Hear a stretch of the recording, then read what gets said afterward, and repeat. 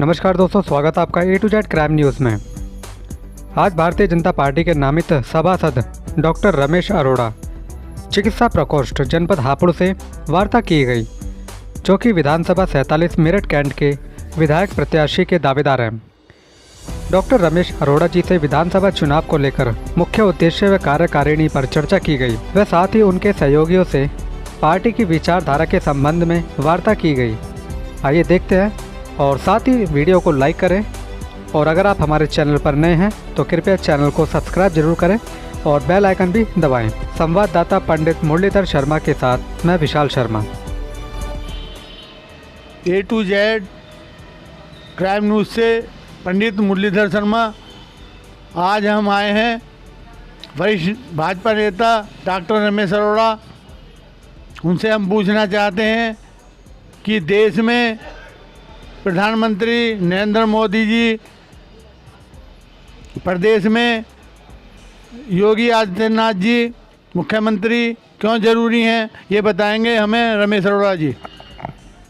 मोदी जी ने और योगी जी ने इस उत्तर प्रदेश में वो कमाल कर दिखाया है जिसकी हम कल्पना भी नहीं कर सकते। पूरे देश को चारों दिशाओं से जोड़ दिया, हर सड़क को जोड़ दिया, विकास कार्य इतने कराए हैं जिसकी बेमिसाल है। इस कोरोना काल के समय में देश की जनता भूख से बहुत परेशान रही, तो आपकी सरकार ने उन गरीबों की भूख के लिए क्या क्या चीज़ सामग्री देश व प्रदेश में बांटी गई? देश व प्रदेश में पूरी योजना, अन्य योजना चलाई गई है। हर राशन की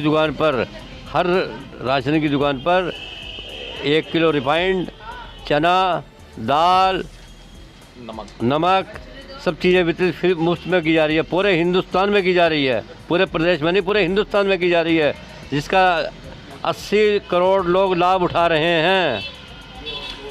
मैं जानना चाहता हूं कि मेरठ की कैंट से सीट से जो आप टिकट मांग रहे हैं, वहां पर कितनी लॉबी के लोग रहते हैं? 4,20,000 मतदाता हैं मेरठ कैंट विधानसभा पर। नंबर 1 पंजाबी मतदाता 1,20,000, 60 से 70,000 वैश्य समाज है और 40,000 हरिजन हैं, 20,000 मोमडन्स हैं। इस प्रकार से सभी जातियों का 20-20, 25-25,000 का आंकड़ा है।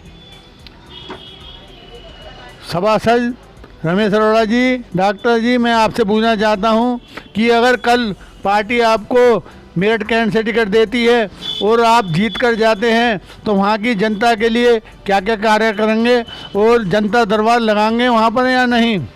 जनता दर्शन दरबार भी लगाऊंगा, हर रोज़ वहाँ की जनता से मिलूंगा भी, जनता की सेवा भी करूंगा, जो जनता की आम समस्याएं होंगी उनको हल कराने का पूरा प्रयास करूंगा। आज अन्य सरकारें, सपा, बसपा, लोकदल, चंद्रशेखर आज़ाद उर्फ रावण, ये सरकारें आप पार्टी भी इनमें शामिल हैं, जो नई घोषणाओं के साथ आज मैदान में उतरे हैं। और कई पार्टियों ने तो आपस में गठबंधन कर रखा है।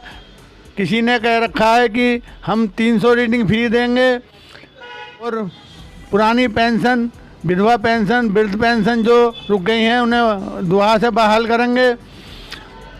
जो लड़कियों की शादी में पैसे मिलते थे वो दोबारा दिए जाएंगे। कन्याओं के लिए लैपटॉप व कन्या शिक्षा 30,000 रुपये कन्या विद्याधन दिया जाएगा। क्या आप अगर विधायक बनते हैं तो अपनी सरकार से ये सब योजनाएं की मांग करेंगे या नहीं? सब योजनाओं को लागू कराया जाएगा। जहाँ तक विद्या का धन कन्या का बात है, सबको बराबर मिल भी रहा है लाभ। सब ये लाभार्थी सूची में हमारी शामिल हैं और सामूहिक विवाह का कार्यक्रम भी हमारे मुख्यमंत्री जी द्वारा चलाया जा रहा है पूरे प्रदेश के अंदर। वो सब चल रहा है अपने हिसाब से।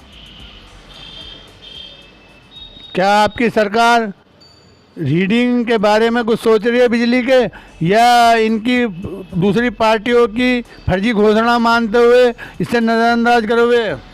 जिन पार्टियों ने 300 यूनिट बिजली फ्री का ऐलान किया है, सब ये मिथ्या है। ये सब इन सब पार्टियों का ऑटोमेटिकली सफाया हो जाएगा। अखिलेश सरकार ये भी घोषणा कर रही है कि हमारा अगर सरकार आई तो सिलेंडर 600 का कर दिया जाएगा।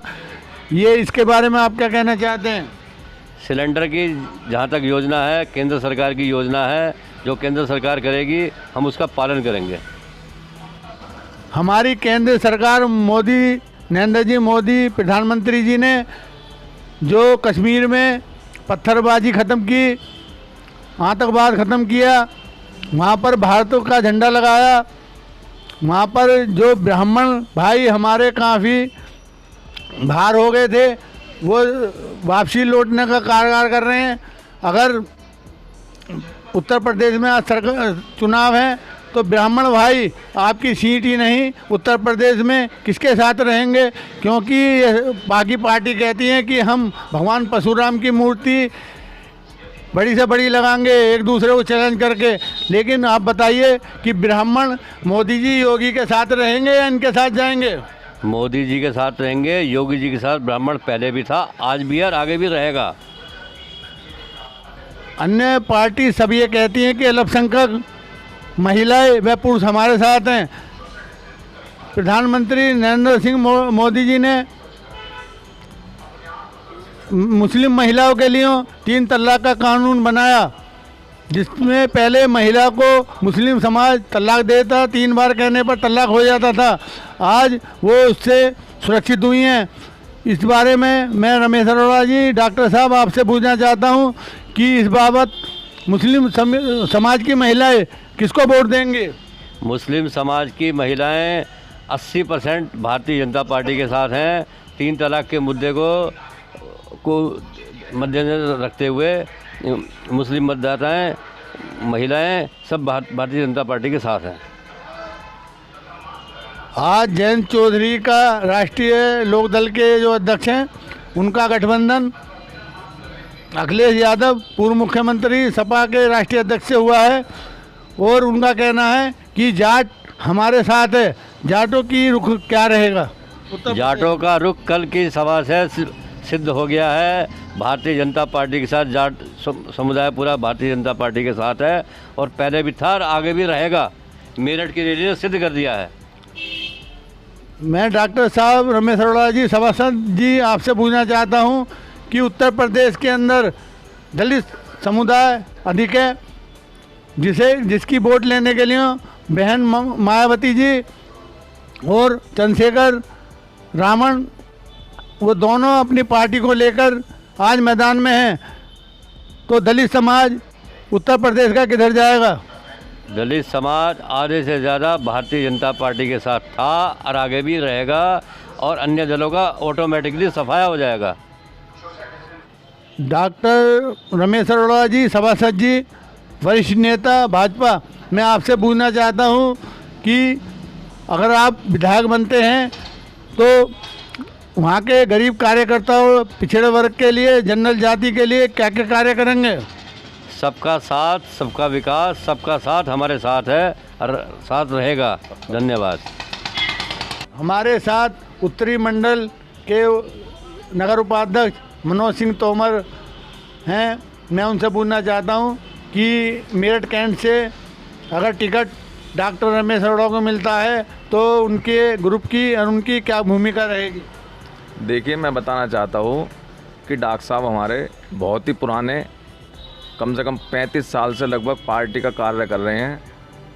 बहुत ही मेहनती हैं, रात दिन किसी का काम आए, रात दिन कुछ नहीं देखते, लगातार भगते रहते हैं। तो ऐसे कार्यकर्ता को, वरिष्ठ कार्यकर्ताओं को पार्टी टिकट दे तो मुझे बहुत अच्छा लगेगा। मनोज तोमर जी, मैं पूछना चाहता हूं कि टिकट होने के बाद आपकी और आपके ग्रुप की भूमिका क्या रहेगी? देखो, संगठन जो है ना पूरी तरह से अरोड़ा जी के साथ रहेगा। टिकट मिलने के बाद में हर तरह से चुनाव लड़ाया जाएगा और इनको बहुत ही भारी मतों से जिताया जाएगा। हमारे साथ ब्रिजेश कुमार उर्फ बिरजू सभासद जी हैं और बहुत ही कर्मठ, बहुत ही जुझारू टाइप के सभासद रहे हैं। मैं उनसे पूछना चाहता हूं कि अगर डॉक्टर रमेश अरोड़ा जी को टिकट मिलता है तो उनके समाज के लोग व उनके दोस्त उनके लिए कैसे सहायता करेंगे? हेलो, पहले तो मुरली पंडित जी को हमारा नमस्कार और हमारे सामने भाई बैठे हुए सभी को मेरा नमस्कार। रमेश अरोड़ा जी एक बहुत कार्यकर्ता ही कहेंगे, कर्मठ कार्यकर्ता हैं और सदियों से भारतीय जनता पार्टी पे लगे हुए हैं और सबका साथ देते हैं, हर समाज के साथ जुड़े हुए हैं। अगर इनको टिकट वहाँ से मिलता है और तो ये जितना मेरा समाज है, जितने हमारे संग साथी सब इनके साथ जुड़ के कंधे से कंधा मिलाकर इनकी सीट निकलवाएंगे। और हमारा तो यही कहना है कि टिकट इनको ही होना चाहिए, बहुत मजबूत स्तंभ है। धन्यवाद।